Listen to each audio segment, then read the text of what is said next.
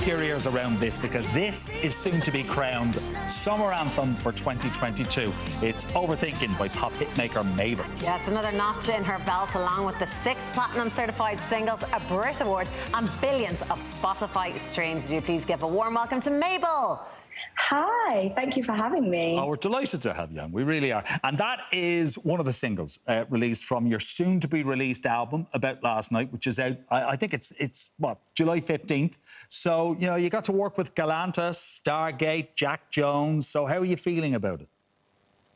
I'm feeling really positive, really excited. I'm so proud of the music. I've had some time to grow over the last few years, and I feel like I'm a better songwriter, I'm a better performer, and you know, this is my chance to show people. So I'm just excited to be back. Like, we're thinking about the success that High Expectations brought you, and it was rapid, but this one will put you in a lane of your own again. So compared to the first album, how is this second album shaping up? I think like I've grown up a lot. Obviously, we've all had like it's been a weird few years.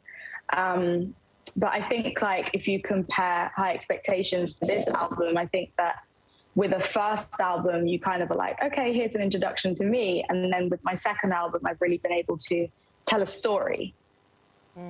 And Overthinking, which we heard there as we came to you, real 80s sound. You're far too young to have been around for the 80s. So did you have to do a deep dive into, you know, Madonna's Immaculate Collection and Beverly Hills Cop? How did you kind of channel that era? Well, I think because of my parents, I grew up like listening to lots of different eras of music. Like my parents would just be like, listen to this record, this is a cool record or whatever. But I think with that particular song, I came in the studio with Stargate and they were just playing me things they'd been working on. And even though it kind of was nothing like anything I'd ever made before, it made me feel something.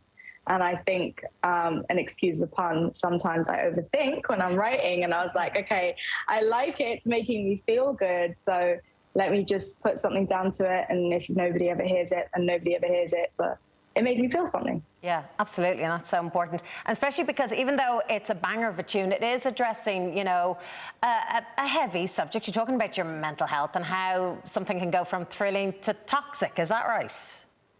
Yeah, exactly. It's like how sometimes things that aren't good for you can feel exciting, but it kind of never usually ends well.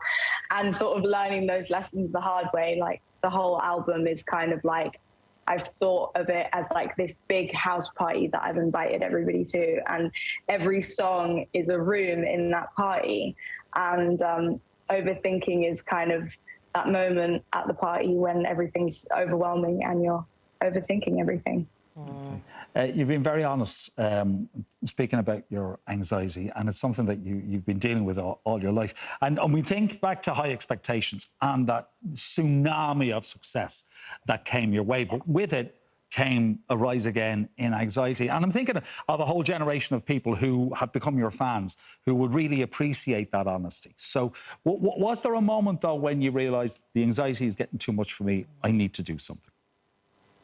Yeah, definitely. I mean, it's something that I've kind of battled with my whole life, like social anxiety and just sort of people's opinions and thoughts of me really affecting how I've felt about myself, and obviously doing what I do. The scrutiny of comments and people's opinions, you know, not just about my music, but also about like who I should date and who I shouldn't date, and my weight, you know, fluctuating. I'd never experienced anything like that before. And so by the end of 2019, which had been my most successful year to date, I just was so confused, and I was in a place where I wasn't feeling positive about myself. And I think it's impossible to get up there and stand in front of people and be this, like, I don't know, it's almost like sometimes, you know, because we're just looking at things online, it's like everything has to be perfect. And I felt this like pressure to be perfect that just was too much. And the time sort of at home and with my family made me realize the things about my job that I love, and the things about it that, okay, sometimes I need to distance myself from. Yeah. One of those things that you want to distance yourself from perhaps is social media, and like it or loathe it, it's so intertwined with, you know, the job of a musician, of an artist like you. And you told the Guardian newspaper that if you put up a unmanicured, I presume like just a non-glitzy, showbizy, non-photo shoot photo, you will actually lose followers. So what's your relationship like with social media now, given that, like you've just spoken about, how people weigh in on your dating life, they weigh in on your weight? Yeah. I guess trying to be more sort of like just blasé with it, in the sense of that I'm like, okay, I'm doing this right now. Let me take pictures and just like post, and just sort of sharing my actual life with people within certain limits. Like, I don't feel the pressure to like wake up and show people my avocado toast. Like, but I think like even today, you know, I was working, signing albums actually, and then realized the time and was like, oh my God, I'm supposed to do an interview now and I don't have any makeup on, and thought, I'm just going to do it, you know? Yeah. We're glad you did. I and know, you look great, so by the way. gorgeous, so you really look gorgeous. great. It's great to hear you translate those feelings into your music with the new album. But was being a pop star just the expected thing for you growing up? Because, like, as you said, your parents are in the music business. Your mum is the iconic Nena Cherry. Your dad is Cameron McVeigh. When we think of Massive Attack, we think of your dad. So was becoming a pop star or getting into the music business almost expected? Not from my parents, I don't think. I definitely just had like creative people around me. And so for me, I was inspired by like seeing creativity and seeing sort of like-minded people. Like, it was so obvious to me that it made people feel better expressing themselves and using music and creativity. And so having that around me and sort of being quite troubled, it just seemed like the natural thing to do. And also for my parents, like, they were like, create, it's good. I don't think they really cared how I did it, but for me it was just like there were instruments around, and so it just happened. Yeah, it was like the sensible option. Of course you were going to get into music. I'm so thick, right? I didn't actually realise Nena Cherry was your mum. I just knew you as Mabel. I didn't realise you were like from music royalty, which I actually think is a compliment. But I love the fact that, what is it that your mum, or you collected your Brit Award, what was it, 30 years to the day almost that your mum collected a Brit?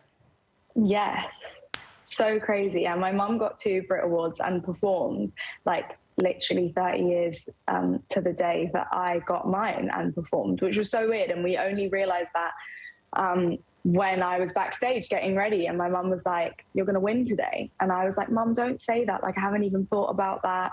I'm just focusing on my performance. And like, now I'm like, oh, it's weird if I don't win, and you've said it and you've put all these expectations in my mind. And she was like, no, like, you don't even have to be worried. Like, you've won. And like, she didn't know, but she knew.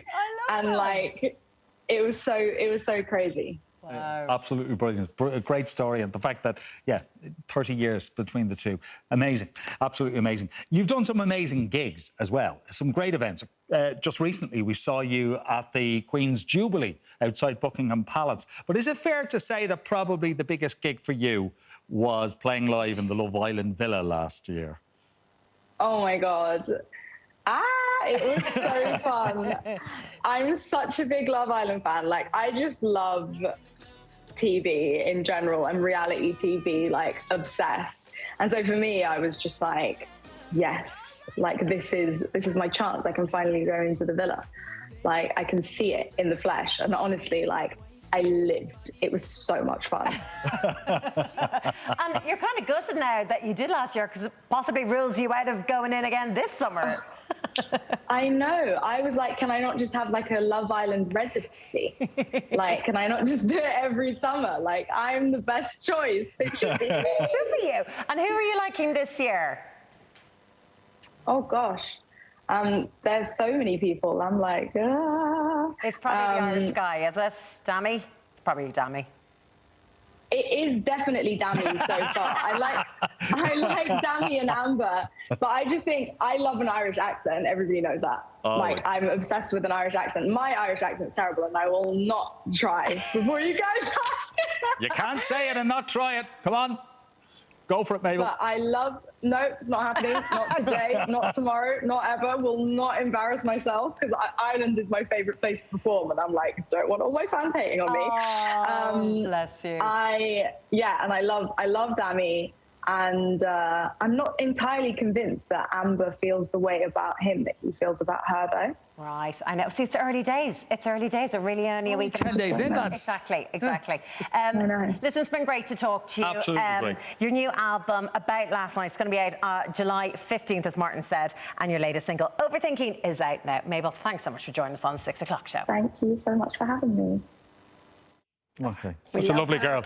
Tell you what, I like the kitchen as well. We love her. We love the kitchen. We love the grey here. It's fabulous. Now, coming up, we're talking about the cost of living crisis with Irish Times consumer expert Conor Pope. That's on the way after the break.